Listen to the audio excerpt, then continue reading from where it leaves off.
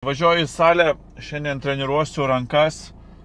Po praeitos treniruotės iš tikrųjų žiauriai skauda visą viršutinę kūno dalį, todėl didelių raumenų netreniruosiu. Padarysim rankelės, pažiūrėsim, kas iš jų gausis. Praeitas epizodas buvo, kur mečiau su vyruku sportavom, kuris naudoja steroidus. Tai labai smagu, kad jis iš tikrųjų pasakė viską nuoširdžiai, taip ir turėtų būti mano manimu, nes pilna Instagrame, visose YouTube'se ir panašiai.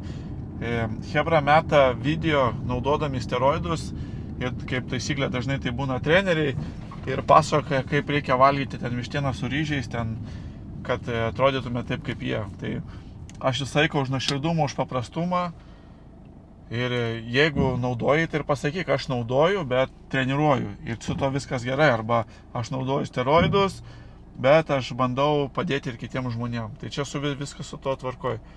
Bet kai vartoja, to nesako ir atsiprašant knisa žmonėms protą, ten pardavinėdami savo mitybos programas arba sporto planus, kad jie atrodytų kad žmonės atrodytų kaip jie. No.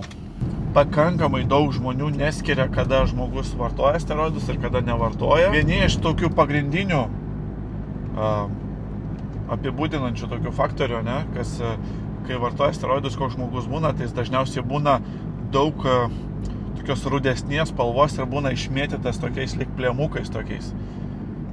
Tai šitas labai iš karto labai gerai matosi. Būna ir veidas toksai tamsiai, toksai nenatūralios spalvos, jis toks parūdęs būna, aišku, jie dažnai labai eina ir į soliariumus, tam, kad paslėpti tos odos tos tokius darinius.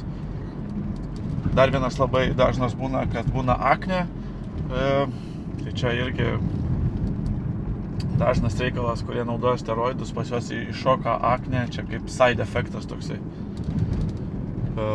Tada labai toksai reljefas, jisai būna, tas raumuo toks būna pilnas, jisai matos, kad žmogus vaikšto vos ne kvadratinis, taip iškart nenatūraliai atrodo.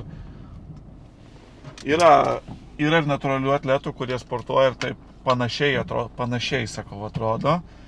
Ir aš turiu ir gyvų pavyzdžių, su kuriais bendrauju, kurie tikrai nieko nevartoja ir atrodo nerealiai gerai, net tiem patiems steroidiniam dar toli gražu iki to. Tai irgi yra tokių. Dabar jau ruduo ir kaip žinot, jau dienos ilgis trumpėja, naktis ilgėja, tai reiškia mažiau šviesos darysis ir ta nuotaikų kaitos yra garantuotos. Okay? Ir dėl to ir yra, kad rudenį žmonėms prasideda tokie daugiau nerimo, depresijos požymiai. Tai vienas iš tų dalykų, kaip jūs galite savo padėti, tai pradėti užsiiminėti kažkokią tai fizinę veiklą. Tai nebūtinai gali būti sporto salė, bet kas absoliučiai, kas priverčia jūs išeiti iš namų ir pradėti judėti. Tai apie tai niekas nešneka, dažniausiai žmonės kažkaip gal tarpusavį pasišneka su kažkuo, tai arba iš vis nesako, bet tie nerimai, depresijos, vienišumo jausmas ir panašiai yra labai didelis dalykas.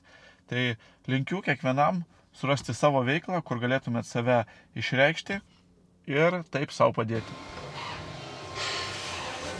Didžiausių pliusų šitoj salėje yra, kad čia nėra žmonių. I'm just gonna follow your routine, okay? Yeah? Yes. I'm just doing some gentle warm-up. Yeah.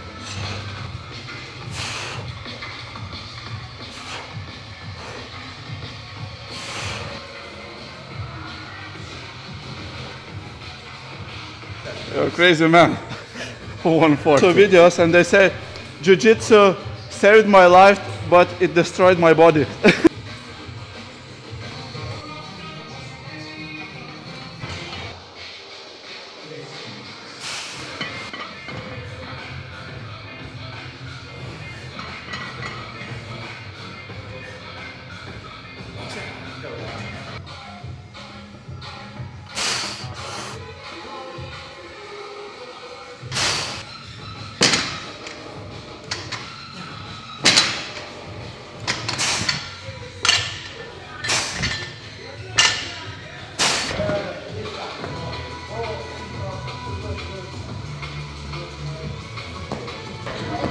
Tai dabar nenormalus. Šitą va 5 minutės pirmin atgal stumdyt.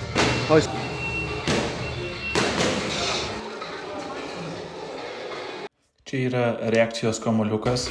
Jisai turi kampuotus šonus, dėl to krenta bet kur ir reikia kuo greičiau jį pagauti. Lap.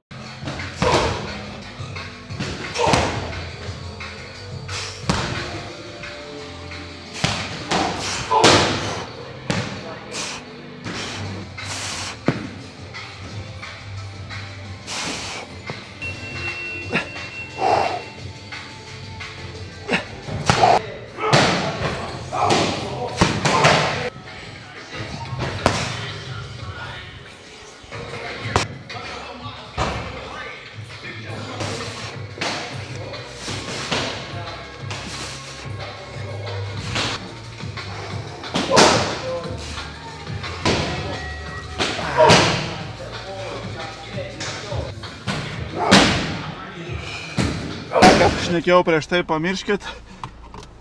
Važiavau lengvai patreniruoti rankų.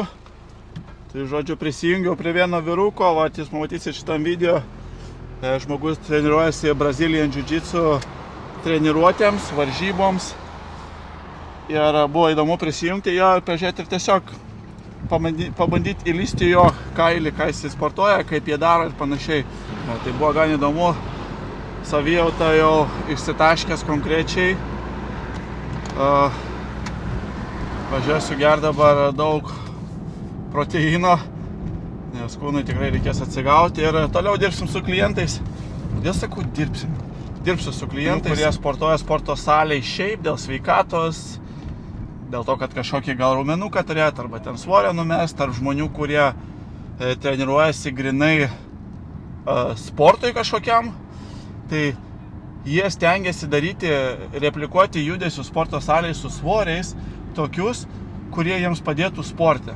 Tai pavyzdžiui, tie, kurie žaidžia beisbolą, jie treniruoja gerai sukamosios judesius ir sprintą.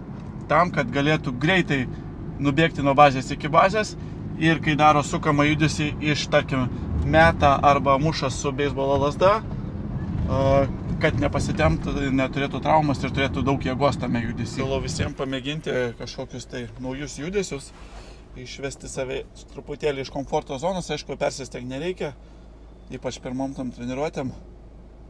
Nes va, aš dabar, pavyzdžiui, sportuoju iki valandos laiko, aš su to vyru prasportuoju, nežinau, porą valandų, tai minimum. Tai jau jaučiasi, kad kūnas toks sako, o Artūrai, come on, kur mano poilsis ir kur mano maistas.